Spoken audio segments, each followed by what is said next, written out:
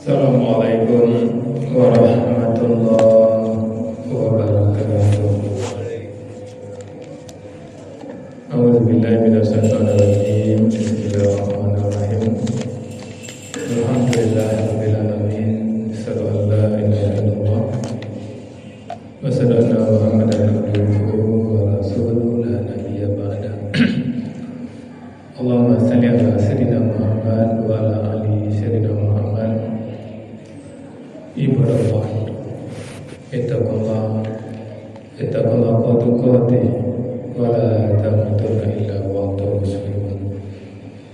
Wa qala ta'ala fi kitabil karim, a'udzu billahi minasy syaithanir rajim. Bismillahirrahmanirrahim. Wa la taqulu liman yuqtalu fi sabilillahi amwat bal ahya'un walakin la tas'urun. Sadaqallahul azim.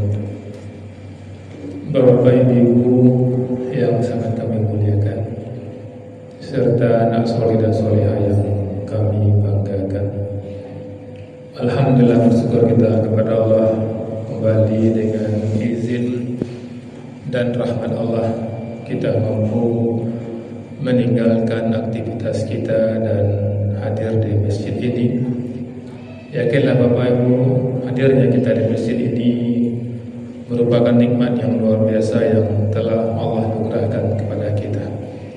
Tentu kita benar-benar bermohon hadirnya kita di masjid ini dan ibadah apapun yang kita kerjakan benar-benar tercatat di sisi Allah Subhanahu wa taala dan kita semua mendapatkan pahala terbaiknya.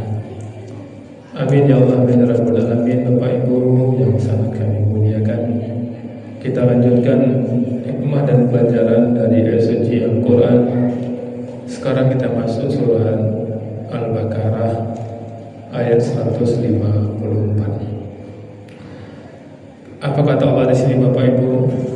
Kita bacakan terjemahan perkataannya.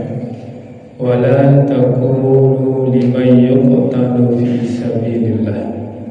Dan janganlah kamu mengatakan liman yuqtalu, orang-orang yang terbunuh, fi sabilillahi amwat, terbunuh di jalan Allah itu mati.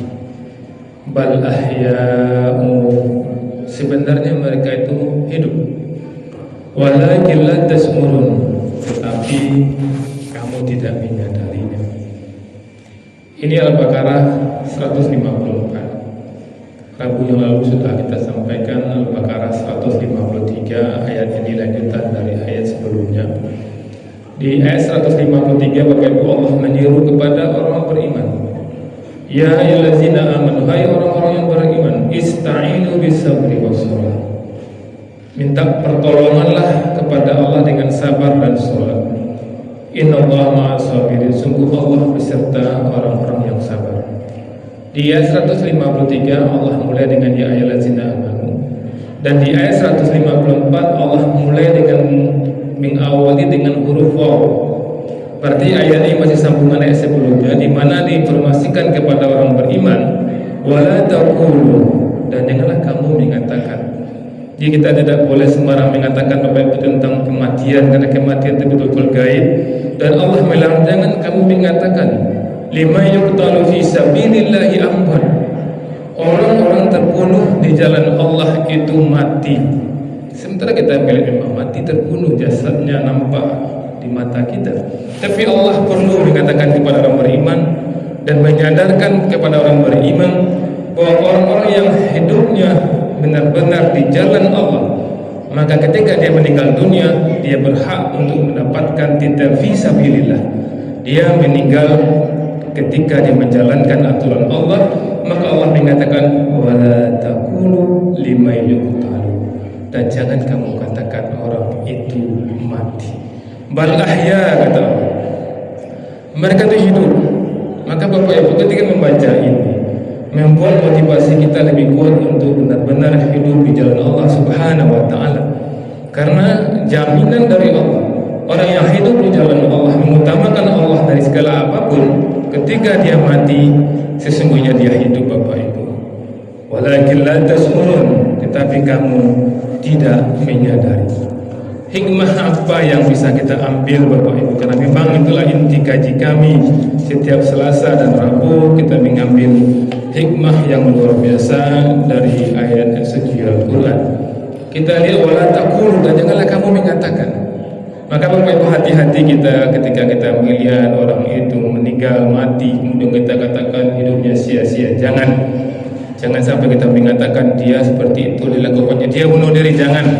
Rasulullah mengatakan ketika ada orang meninggal dunia yang kita katakan yang baik-baik saja, harus kita protek, harus kita hidayah setiap perbuatan buruknya.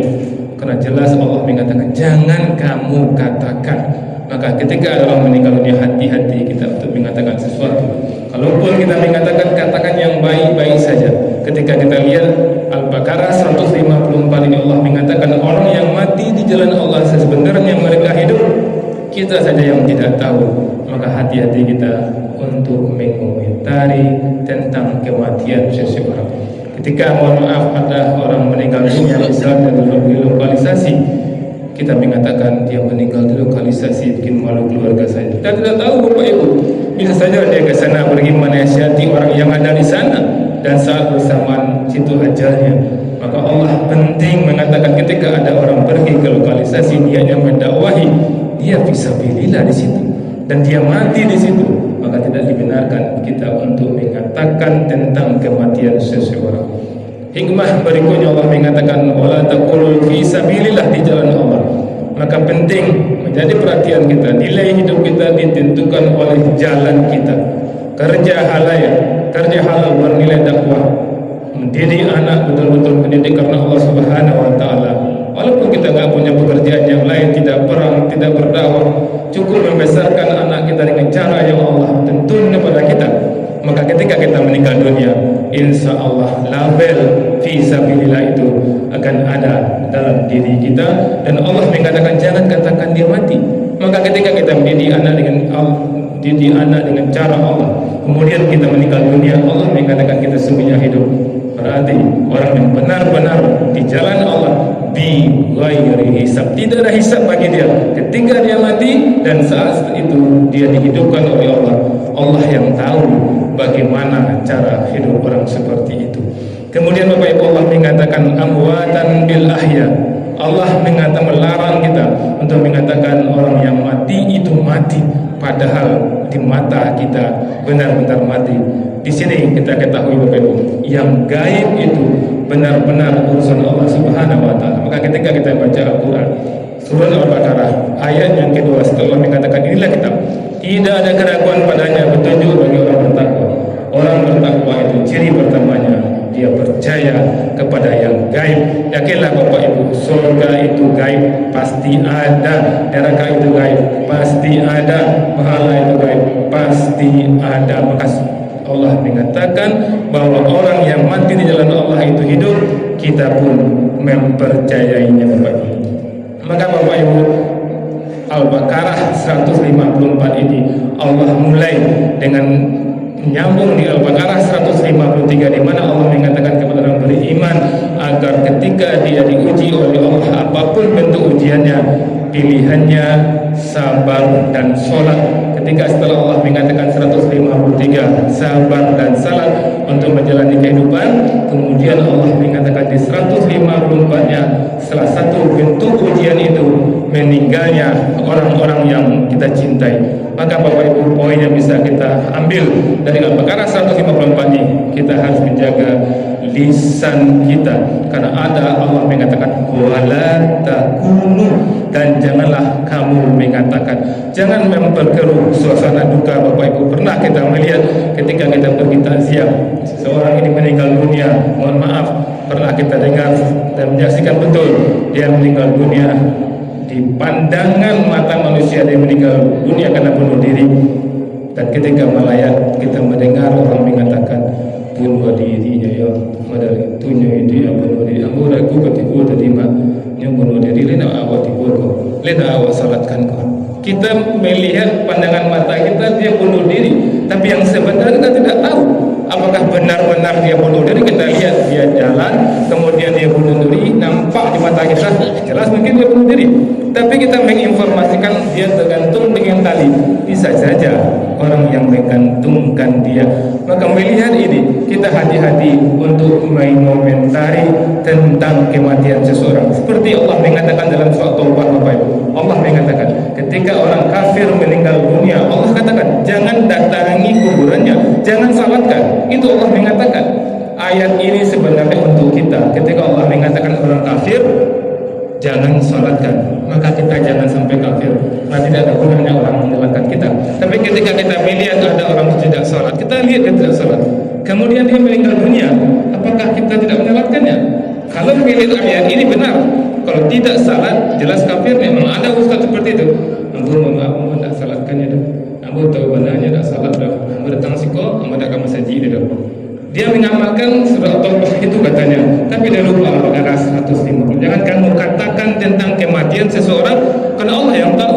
Mungkin memang dia tak pernah salat. Nah, kita lihat menjelang kematiannya dia taubat. Ampun ya Allah, ampun ya Allah, ampun taubat ya Allah. Kemudian salat di 2 rakaat, meninggal dia. Kita tidak melihat dia salat. Maka ayat itu firman untuk kita. Kalau kita kafir, tidak ada gunanya orang menyalahkan kita. Tapi orang lain jangan pernah kita cap kafir. Kalau kita melihat dia tidak sholat, kita yang tidak tampak. Walaupun dia tidak sholat, dalam pandangan kita dia meninggal, kita datangi, kita ikut menyalahkannya. Karena jelas Allah mengatakan jangan kamu katakan sesuatu tentang orang mati, karena Allah yang lebih tahu. Banyak maaf. Assalamualaikum warahmatullahi wabarakatuh.